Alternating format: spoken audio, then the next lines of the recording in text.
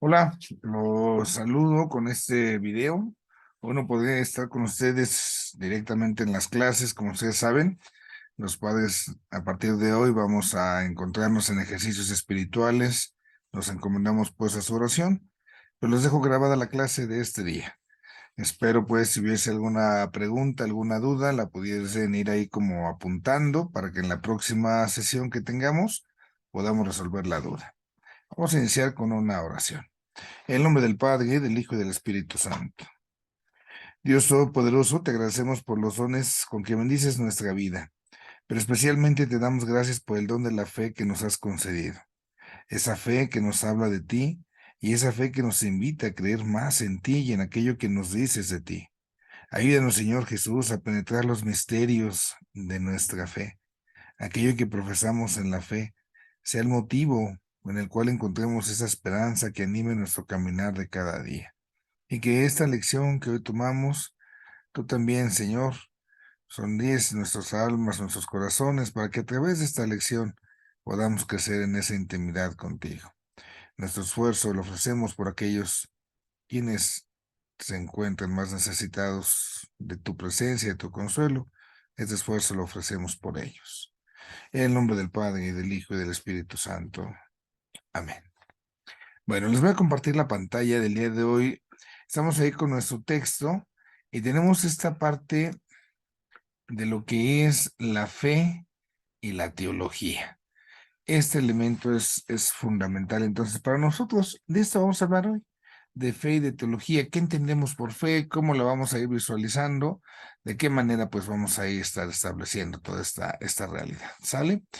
Quisiera yo retomar antes de todo esto que es el presupuesto y que siempre trataré de que lo recordemos, no nos perdamos de vista, porque esto para nosotros es fundamental. Recordémoslo, la dinámica de la revelación. ¿De qué se trata todo esto? Se trata de que Dios ha querido salir al encuentro del hombre y entonces el hombre, al estar ante Dios, trata de responder. Esa es la lógica. De esto se trata toda esta historia. Dios nos habla y nosotros le escuchamos y le respondemos. Y se hace esa intercomunicación. Eso que Dios nos habla es lo que llamamos la revelación. Y esa revelación nos ha sido dada primero de una manera oral. Y una parte de esa revelación, habíamos ya platicado, se puso por escrito, lo que llamamos hoy la Sagrada Biblia. Pero la revelación está en la tradición oral y en la Sagrada Escritura. Y el hombre ha respondido a esa revelación que Dios le ha dado. Entonces, esto que Dios dice se llama fe. Es la fe, los misterios de nuestra fe, lo que creemos. Pero también con lo que respondemos es fe. Es la fe con la que creemos. Y entonces fíjense cómo vamos a tener dos tipos de fe. Y de eso vamos a hablar hoy. Vamos a hablar cómo hay una fe, que es lo que se refiere a lo que Dios nos dice, los misterios de nuestra fe, y vamos a hablar de la fe también entendiendo como la respuesta que nosotros damos a Dios. Pero bueno, esto es nuestra realidad de la revelación. Vamos a ver qué nos plantea nuestro tema número 3, fe y teología. El primer presupuesto de la teología, ya lo decíamos, es la fe. Tanto la fe que creemos, el contenido de la fe, como la fe con la que creemos, la aceptación personal. Sin fe no se puede hacer teología.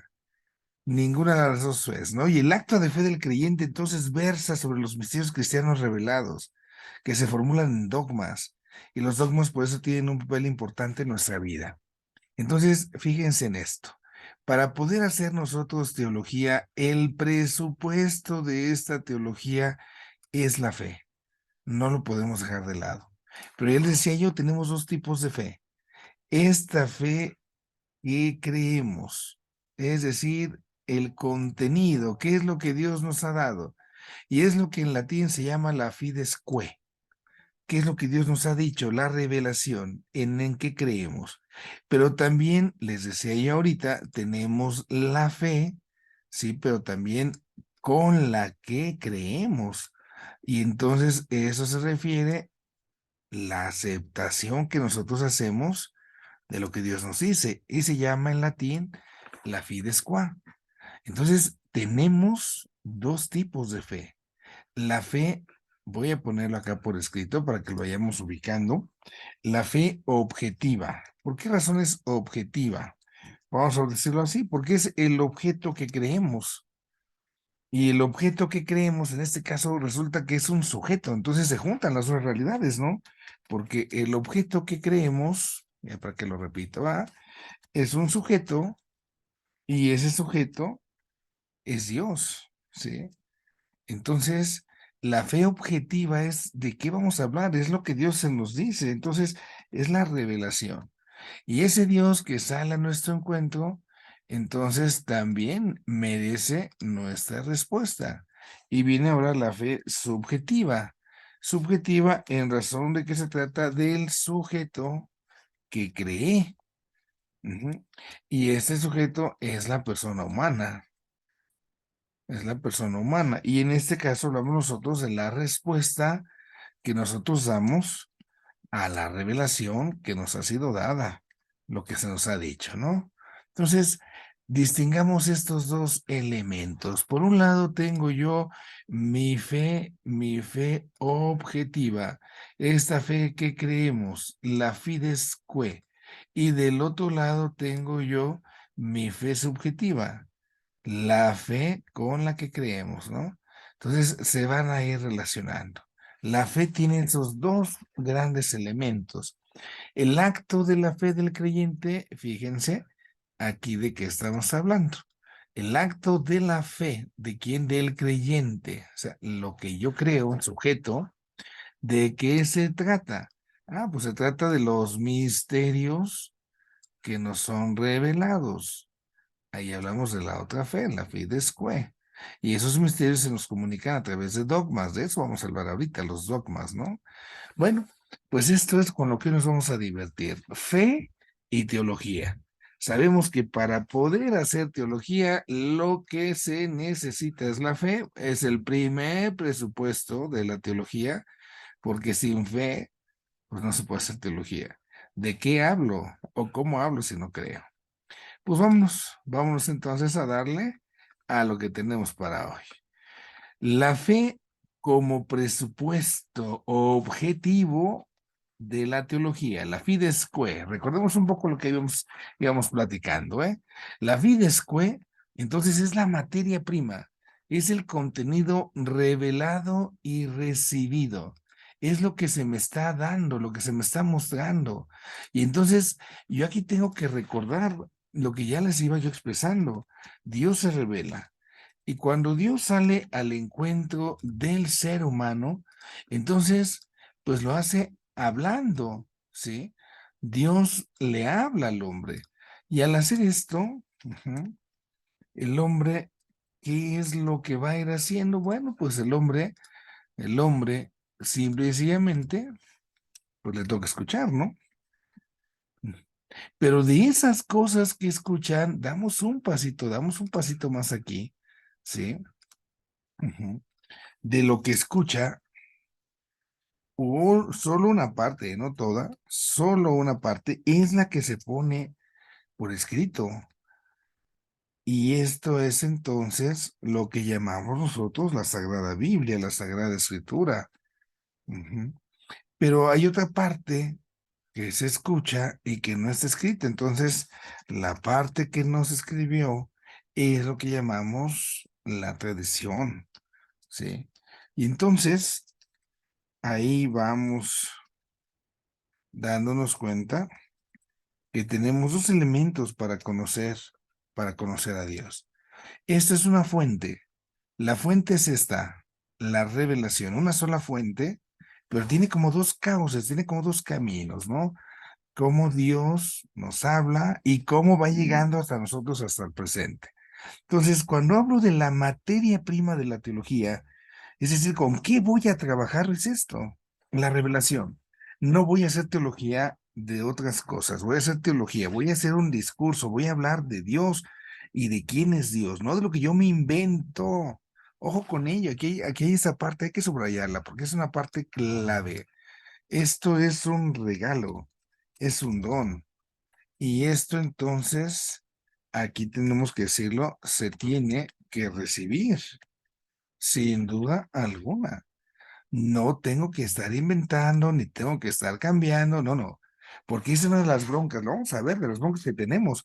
El Dios en el que creemos, ¿es el Dios que se nos reveló en Jesucristo? ¿O es un Dios que yo me he ido haciendo a mi forma, que me he ido haciendo a mi manera, y que entonces, pues no tiene nada que ver con el Dios de Jesucristo? Es que Dios castiga, Padre. Ah, caray, entonces no es el Dios de Cristo, ¿eh? A veces nos hacemos ideas equivocadas. Bueno, ahí vamos a ver esto. Lo segundo que decimos acá es como el teólogo, pues tiene que ser un creyente, una persona que crea lo que se está dando. Si yo no creo en esto que se me está dando, ¿cómo voy a hacer fe? ¿Cómo voy a ponerme delante, decir que tengo fe si no estoy creyendo en aquello que se me está revelando, en aquello que se está mostrando? Sería totalmente ilógico afirmar, pensar, decir que yo tengo fe y no creo. Y a veces nosotros somos como que un poquito así, perdónenme la pedrada, dirían por ahí algunas gentes acá en mi parroquia, ¿verdad? Pero es que a veces somos así, ¿verdad? Realmente no creemos. ¿Por qué digo que no creemos? Pues porque luego las cosas que se nos dicen de Dios no nos gustan, y como no nos gustan, pues no los quiero, no los creo. Eso no me gusta de Dios. Tengo que creer en lo que me ha sido dado. Por eso se dice, el teólogo no fabrica sus datos, no los inventa, no es una invención. Es algo que se recibe de Dios y se recibe en la iglesia. Dios le habla a la comunidad, que es la iglesia, y en esa eclesía, en esa asamblea que es el cajal, así se dice en el hebreo, ahí Dios habla, ahí Dios se manifiesta. Dios no le habla para decirle sus cositas nada más a un fulanito, ¿eh? Te voy a decir algo, no, no, es un mensaje para su pueblo. Entonces, no podemos decir que lo que Dios dice, la revelación, es solo para uno, para dos, no, no, es para todos. Y no es invención, no es algo racional, no es algo que yo me esté inventando. Esto tiene entonces que subrayarse. Se trata, como lo decimos, de una revelación. Y como es dado, lo tengo que recibir, porque no lo queremos cambiar. A esto nosotros le llamamos el depósito de la fe. Y resulta que entonces el Señor Jesús, ese depósito de la fe, se lo encargó a sus apóstoles. Vayan y enseñen por todo el mundo, prediquen el Evangelio. Este depósito de la fe es lo que está contenido, como ya les decía yo hace un momento, en esto que es la Biblia, la Sagrada Escritura, pero también esto que nosotros llamamos la tradición. Esa tradición que entonces nos permite tener ese contacto con lo que es la revelación. Y entonces se tiene que cuidar. Ese regalo se cuida y esa chamba es la que le toca a el magisterio. El magisterio tiene esa chamba, ¿por qué? Porque a ellos se les dio, ¿quiénes constituyen el magisterio? Los apóstoles y los sucesores de los apóstoles, los obispos. A ellos les da Cristo la enseñanza y a ellos les da Cristo el mandato, vayan, enseñen, enseñen. Entonces ellos reciben ese depósito de la fe, de la revelación, y tienen que mantenerlo vivo, como lo que es esa palabra viva. Tienen que darle a conocer a toda la humanidad. Por eso conocemos las cosas de Dios, porque alguien nos ha hablado de ello. Y a través de esto entonces nosotros vamos creyendo y somos quienes somos y estamos donde estamos. Eso es entonces lo primero. La fides que, la fe como el presupuesto objetivo de nuestra quehacer teológico, de lo que hacemos como teología. Demos un paso más, por favor. Ahora hablamos de la fe como el presupuesto subjetivo de la teología. Lo que yo les decía, del otro lado estaba Dios, que se revela. Y ahora vamos con el ser humano. Entonces, acá yo me estoy ubicando la fe por la que nosotros creemos y con la que nosotros creemos, ¿no? Entonces, la fe por la que creo y la fe con la que creo. ¿Qué implica esto en el sujeto humano, en la persona? Pues primero una actitud. una actitud interior ante Dios. Esa actitud interior ante Dios implica libertad. Nadie me puede obligar a que le crea yo algo, porque entonces si yo no tengo esa libertad, no puedo amar. Es una conducta sobrenatural, porque me pone en contacto con cosas que van más allá de mi naturaleza. Y es algo razonable, no racional. No es fruto de mi mente, no es fruto de mi razón. Es algo que me ha sido dado y que se llama revelación. Y esta revelación que ha sido dada, entonces lo que yo hago con esa revelación, la razono, la acepto, pero no la voy a cambiar. Entonces, aquí nosotros tenemos la fe como esa respuesta que da el sujeto, que da la persona humana ante aquello que recibe. Del otro lado, reitero, es la revelación, lo que Dios da. ¿Cómo respondo yo a eso? Esto es un profundísimo acto personal. ¿Por qué es un acto personal? Porque es entre dos cuates, entre dos personas, entre Dios y cada uno de nosotros. No creemos, ojo, por favor, con ello, no creemos en algo, creemos en alguien. Nuestro objeto de estudio, yo por eso les decía hace rato, es un sujeto, y ese sujeto es Dios. Entonces no creo en algo, creo en alguien. La fe es el encuentro con alguien, que es Dios, que es Cristo. Es el encuentro con alguien. Y aquí entonces nosotros, ¿qué hacemos ante eso que se nos ha dado? Ante esa revelación, se me pide la obediencia de la fe. La obediencia de la fe es prestar el homenaje, dice el Vaticano II, del entendimiento, de la voluntad ante lo que me ha sido dado. Y vamos ahora a analizar esta palabra. La palabra obediencia viene del latín, se llama ob audire. Voy a jugar acá con estos términos, ¿sí? El ob nos hace referencia a algo que se hace con más atención. Pero empiezo con la palabra audire. Audire tiene que ver con escuchar. Recordarán ustedes, ¿no? Cuando hablamos de los aparatos de audición, ya es algo que tiene que ver con esto, con mis oídos, con la escucha.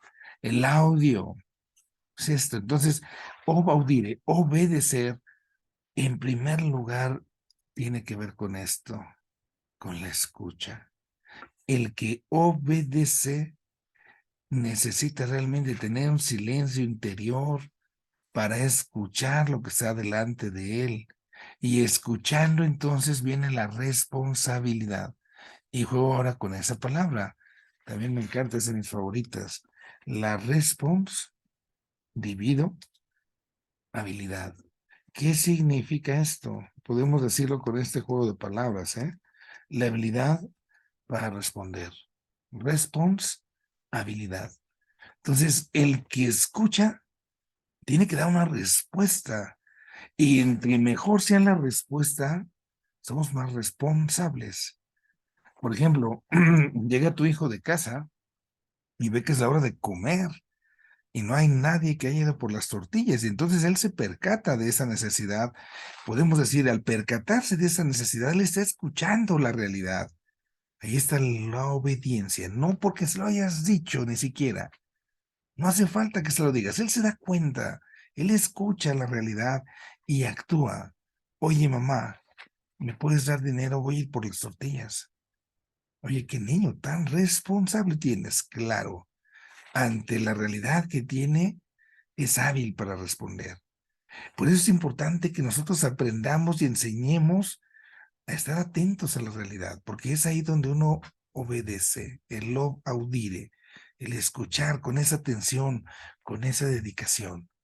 Así se trata esto, la obediencia de la fe, el audire, escuchar lo que Dios me dice y tener una responsabilidad, una vida cristiana responsable, pues para eso que Dios tiene para mí. Ahí está entonces nuestro segundo elemento. Primero, la fe, el presupuesto objetivo. La fides que, lo que creemos.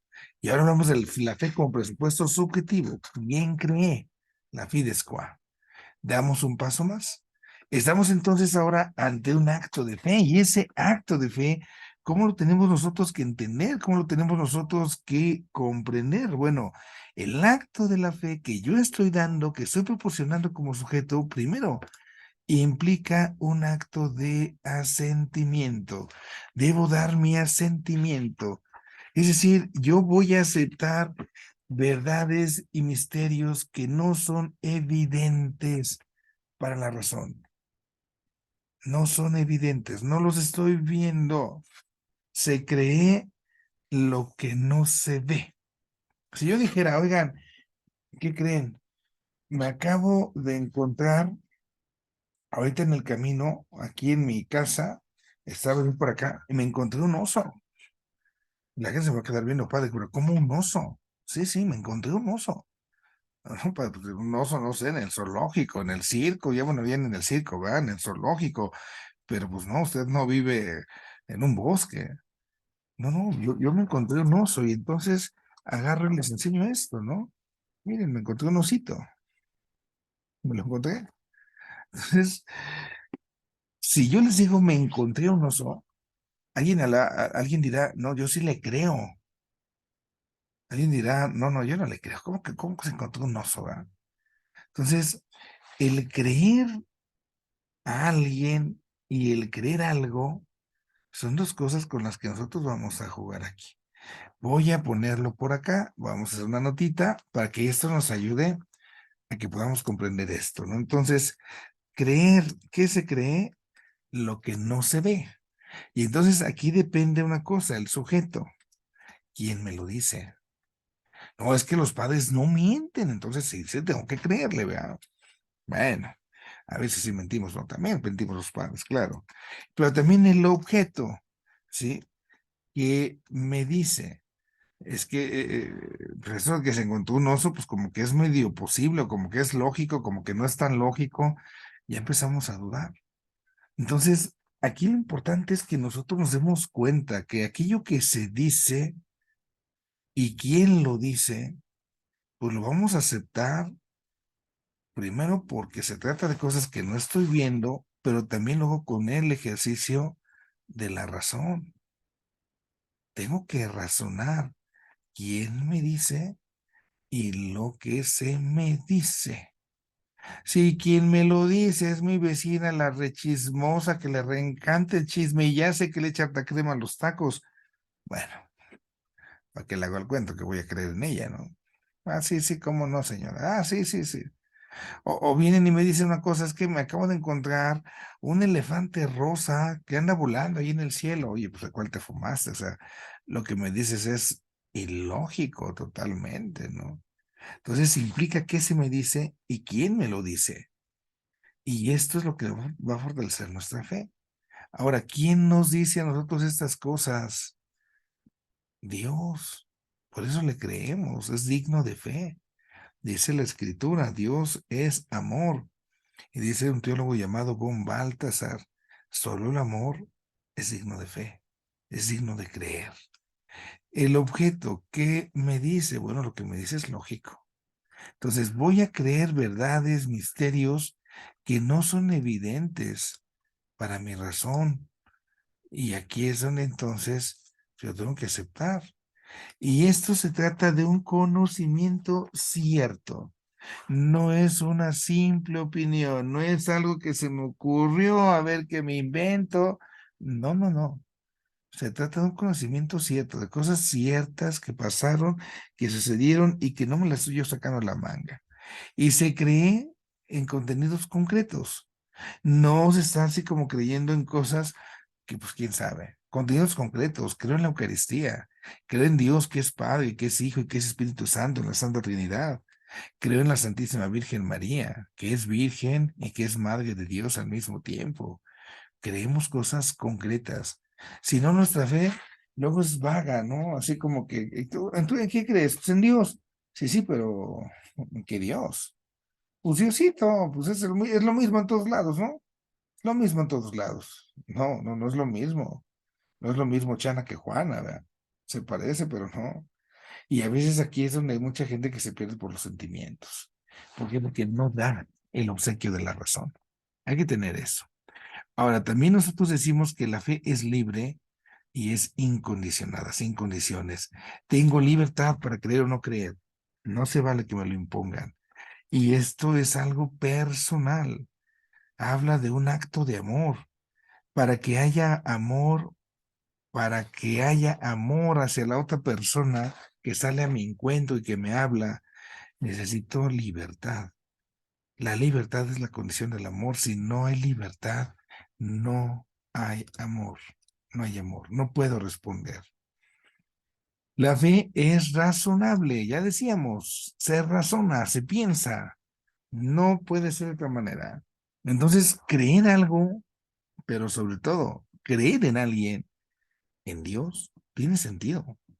El hecho de que la fe supere la razón no significa que la ignoremos, que no la tomemos en cuenta.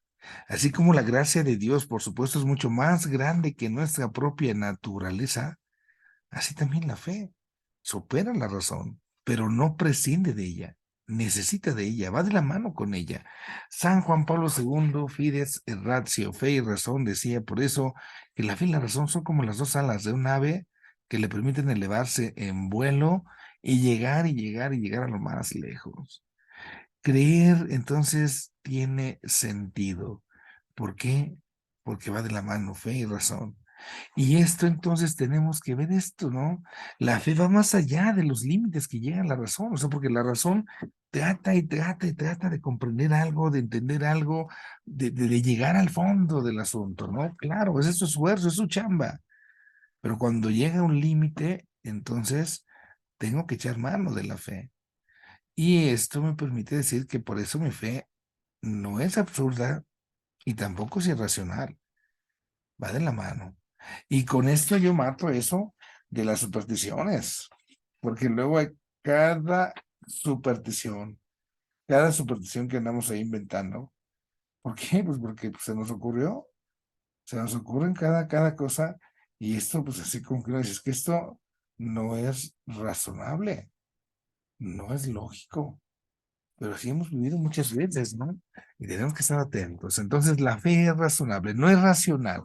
Hagamos esa distinción, no es invento de la mente, pero sí la puedo razonar. La fe es un don gratuito, es un don sobrenatural, gratuito, nos lo da Dios, ya lo decíamos hace ratito, y sobrenatural, es de Dios, no son cosas humanas. Y esto que nos recuesta la coherencia, ¿no? La fe implica un modo de vivir, tiene que hacerse operativa. Un creyente no puede vivir igual que alguien que no es creyente, obvio. Y ojo, porque hoy es la gente, como para quitarse el compromiso, dicen, ¿verdad? ¿Tú eres católico? No, yo soy creyente. Junta. Si de veras fueras creyente, con eso basta, porque creerías. Ahora vive lo que crees para que de veras digas que eres creyente. Porque si no vas a vivir como alguien que no cree, oye, pues entonces no me digas que eres creyente. Entonces, la fe implica también una repercusión en nuestra conducta. Tenemos que cambiar la conversión. Ahí tenemos entonces por qué decimos todo esto de la fe.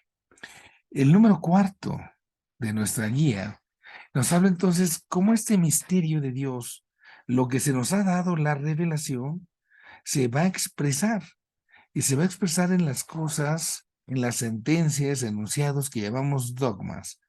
De esto hablamos mucho, ¿verdad? Los dogmas de la fe. Y de inmediato nos van a surgir a lo mejor dudas, preguntas o gente que nos cuestiona, que nos ataca. Es que la iglesia es muy dogmática. ¿Qué significa eso? Es que es muy cerrada, es muy cuadrada. Cuando sí dicen, esa persona es muy dogmática, ¿cómo es? Cuadrada, padre, no acepta nada, no acepta ninguna opinión. Y esto sería tan erróneo. Pensar que un dogma es eso, estamos pero totalmente, terriblemente perdidos. ¿Qué son los dogmas? Primero, los dogmas para nosotros son fórmulas de fe, es decir, expresan las cosas que Dios ha dicho, la revelación en un lenguaje humano, en un lenguaje humano.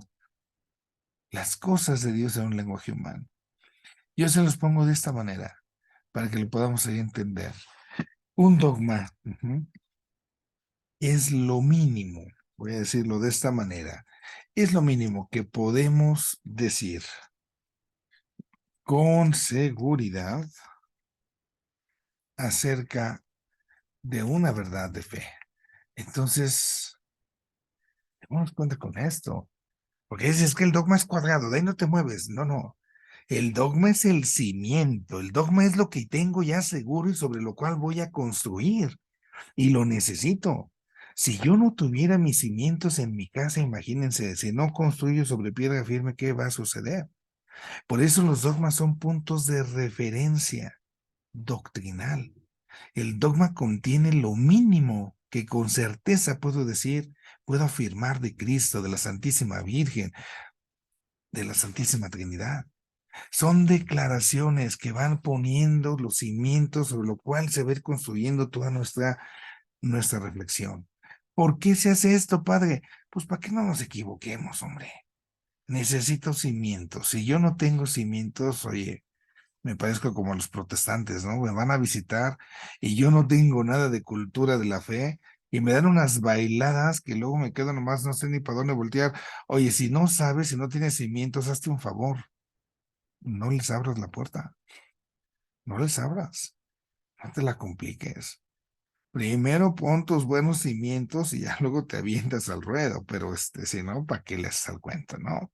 Entonces, un dogma es esa fórmula de la fe, nos expresa las verdades de Dios, la revelación. Son declaraciones, son pronunciamientos de la iglesia, eclesiales, sobre lo que Dios ha dicho, sobre lo que Dios ha dado. Ese es el dogma, ¿no? Son cosas de Dios, lo que ha revelado. Y esto hay que rescatarlo. No son conclusiones, no son axiomas, no son principios teóricos. Porque alguien pudiera decir, no, no, ese dogma, pues es que se lo inventaron allá. No, son cosas dadas, ya decíamos, es revelación, pero se tiene que expresar, te tienen que expresar de alguna manera. Y esto entonces nos hace caer en la cuenta que se trata del aspecto objetivo de la revelación, el objeto, lo que decíamos, lo que podemos decir de Dios. Y no lo puedo reducir a mi antojo, a mis subjetividades, a mis relativismos. Traicionaría yo eso. Es que dice la Biblia que Dios es justo. No, no, no, eso quítaselo, eso no me gusta. Mejor que nada más sea bien misericordioso, que sea bien bueno. ¿Qué crees? No, es misericordioso y es justo. Aunque no me guste, pues ni modo, no me gustará. ¿Qué le hago? ¿Los dogmas son necesarios? Claro. ¿Por qué han sido necesarios los dogmas? Primero, porque en algunos momentos había dudas y sigue habiendo dudas. Y cuando había dudas en la iglesia, entonces se sentaban y dialogaban y decían, bueno, vamos a encontrar una respuesta. Vamos a encontrar una respuesta. Pongo un ejemplo, padre, se bautizan los niños pequeños, vamos a plática de niños pequeños. Y entonces la persona que da la plática agarra y me dice, es que los niños tienen pecado y con el bautismo se les quita el pecado. Y el papá mira a su niño y dice, ¿cómo mi hijo recién nacido me dices que tiene pecado? Es santo, es puro. ¿Por qué me dices que tiene pecado? Es que la iglesia nos enseña en sus dogmas que todos nacemos con el pecado original. Y yo veo a mi niño y digo, no, mi niño no tiene pecados. ¿Cómo? Es un niño. Entonces, yo aquí tengo que rescatar lo que la escritura me predica. Jesucristo, el Señor, ¿sí? Es el Salvador universal, es decir, Salvador de todos. ¿De qué me salva? ¿De qué me salva? Pues el pecado. Entonces, tengo que hacer la pregunta, ¿no? ¿De qué nos salva? Pues el pecado.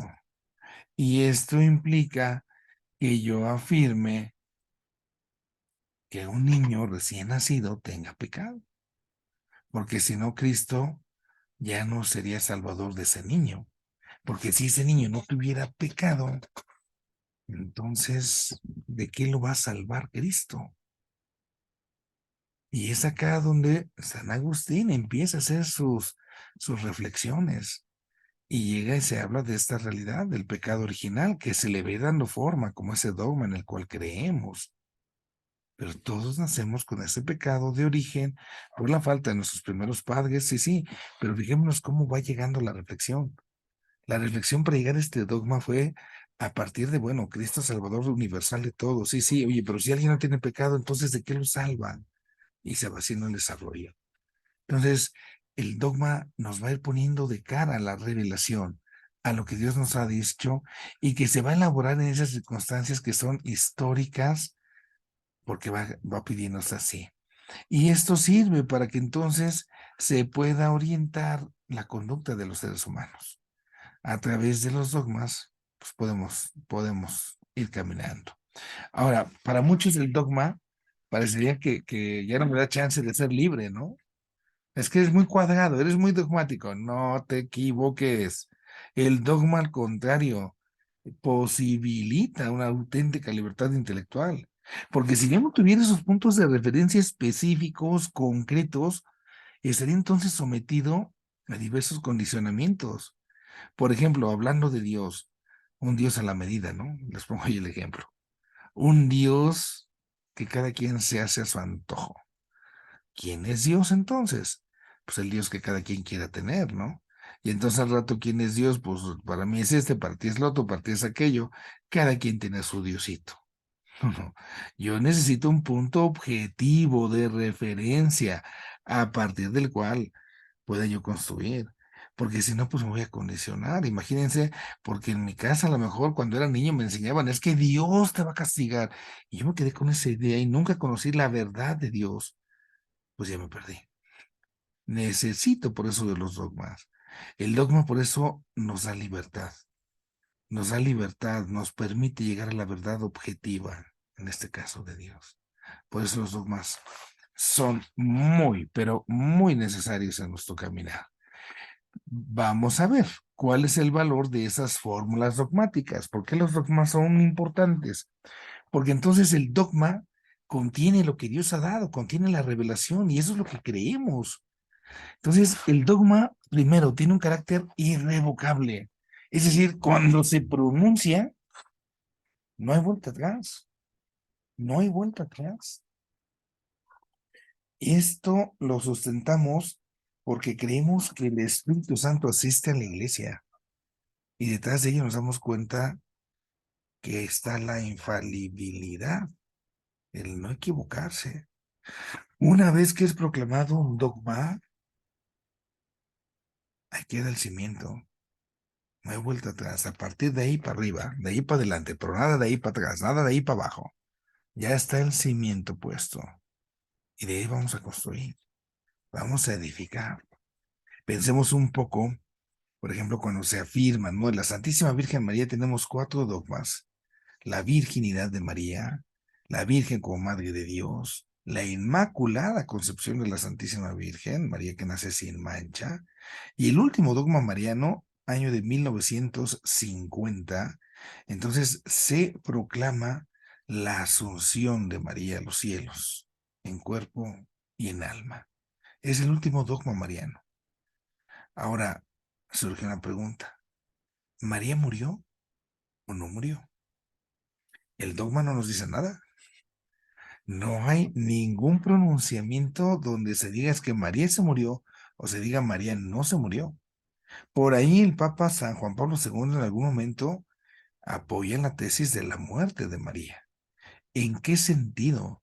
En que decía, bueno, si Cristo mismo, el Hijo de Dios, pasó por el trance de la muerte, María no podía ser preservada de ello. Tuvo que haber pasado el mismo camino. Si el mismísimo Hijo de Dios pasó por ahí, también María. Y entonces se dice, María muere y también María participa en cuerpo y en alma ahora de la vida nueva, de la vida con Dios. Entonces, lo de la muerte de María no está definido. A lo mejor el día de mañana vendrá alguien que diga, no, no, es que María no podía morirse y da sus razones, por esto, por esto, por eso, por aquello. Está bueno. Ya se dirá, ya se afirmará, pero por lo pronto, ahí está abierto. Una vez que la iglesia da el pronunciamiento por la acción del Espíritu Santo, se dice, se manifiesta, ahí está la infalibilidad de ese dogma. Ahora, esto implica para nosotros una realidad. Fíjense cómo lo voy a poner antes de ver lo que sigue ahí. Entonces, el dogma tiene 2 partes, vamos a decirlo de esa manera. La primera de ellas es la forma y la segunda es el fondo, ¿sí? Entonces, la forma y el fondo, ¿sí? O lo que yo puedo decir también de otra forma, de otra manera, ¿verdad? Para que nos confundamos, materia y forma. Ujú.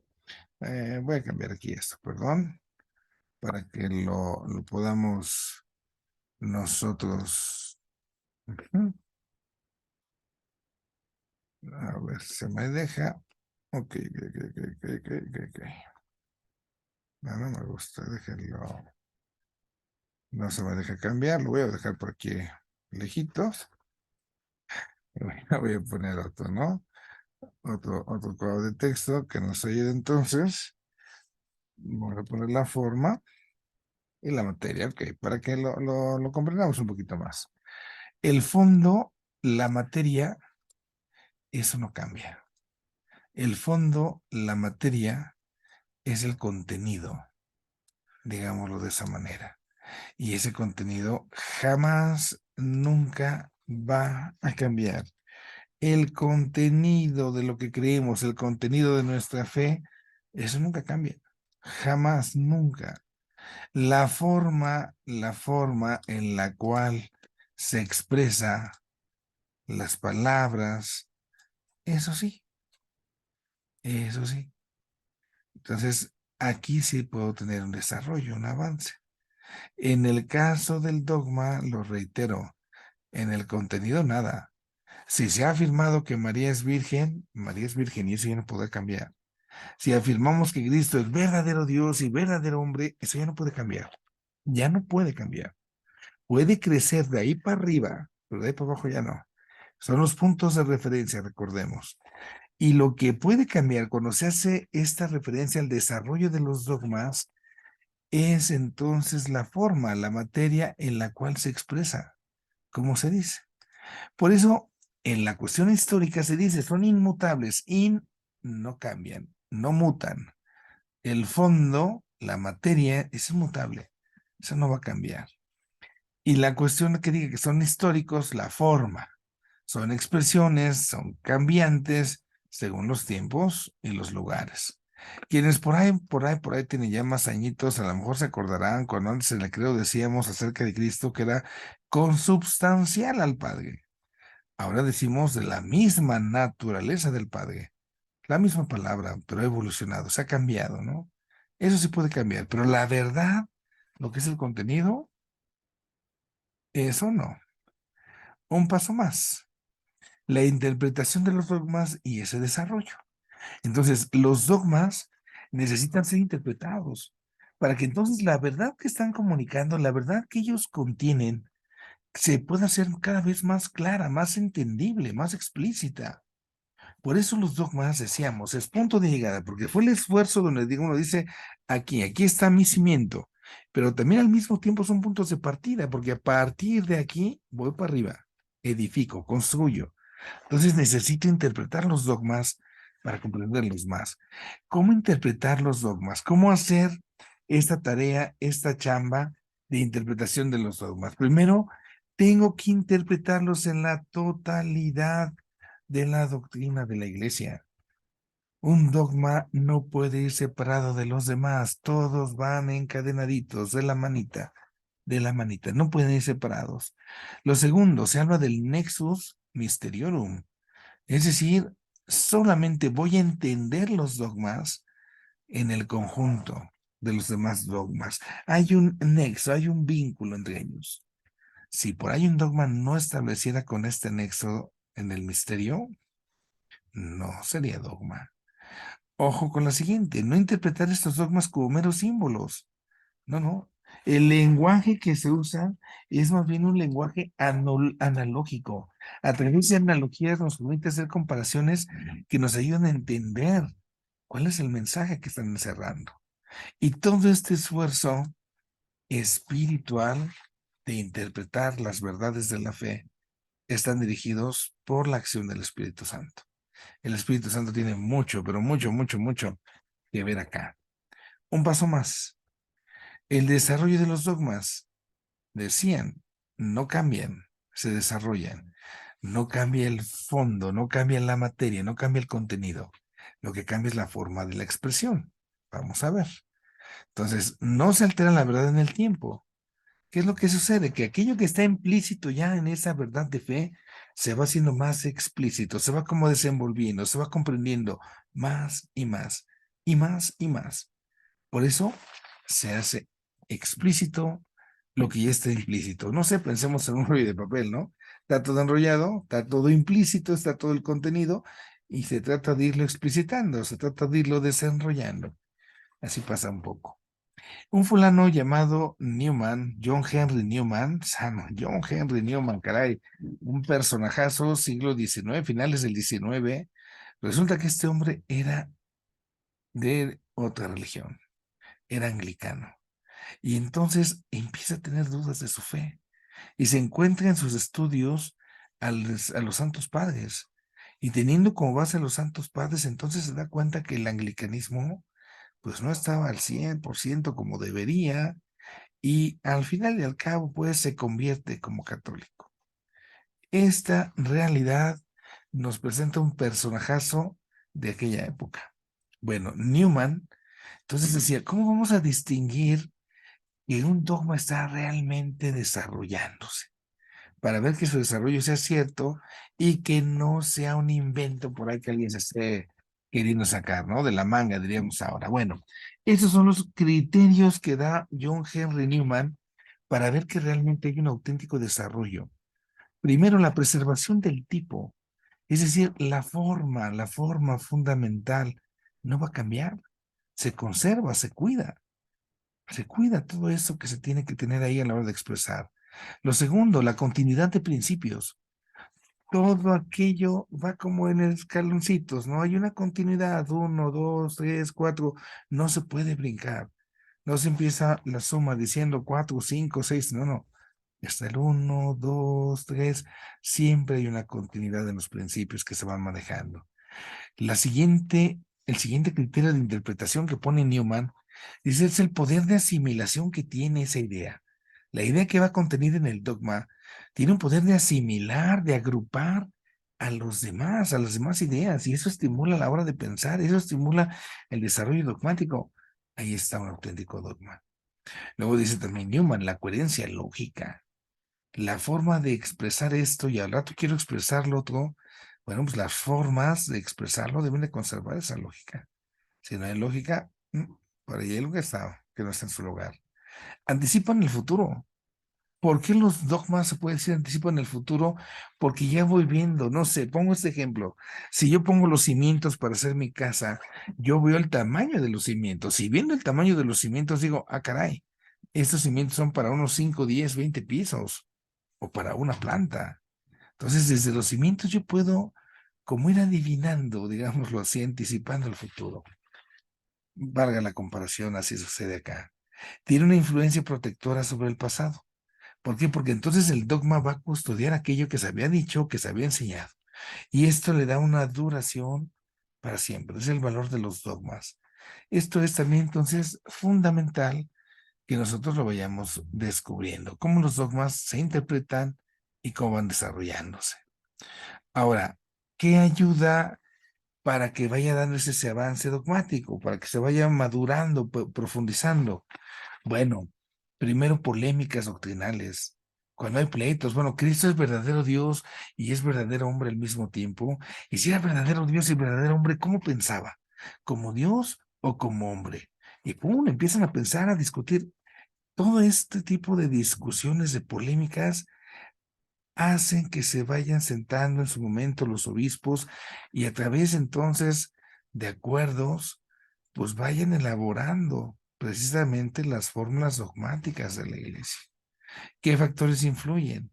Pues la actividad doctrinal de los santos padres, de los teólogos, la vida de fe de la iglesia, la fe y la piedad de los cristianos, la acción del magisterio. Entonces, todos esos factores van a ayudarme a descubrir que realmente hay un auténtico desarrollo del dogma. Santos padres, teólogos, magisterio, liturgia, ¿sí? Y esta partecita de la fe de los cristianos. Y el último punto de nuestra lección de hoy es la fe del teólogo. Ese hombre que está creyendo, que decíamos se necesita creer, implica dar ese acto de asentimiento que dé luz a la vida, que ilumine toda su existencia. Y a partir de ese iluminar su existencia, su vida, entonces esto tiene que ir cambiando. Tiene que ir cambiando la vida, tiene que ir hablándose de la conversión. Es necesario. No puede ser una simple técnica de hablar de Dios, eso es la teología. Si alguien me hiciera una entrevista y a lo mejor dijera, oye, ¿qué es la teología? Ah, pues es el hablar de Dios. No, no. Es hablarle a Dios, no hablar solo de Dios. Es hablarle a Dios, hablarle a los demás. Y esto es darle luz a mi vida.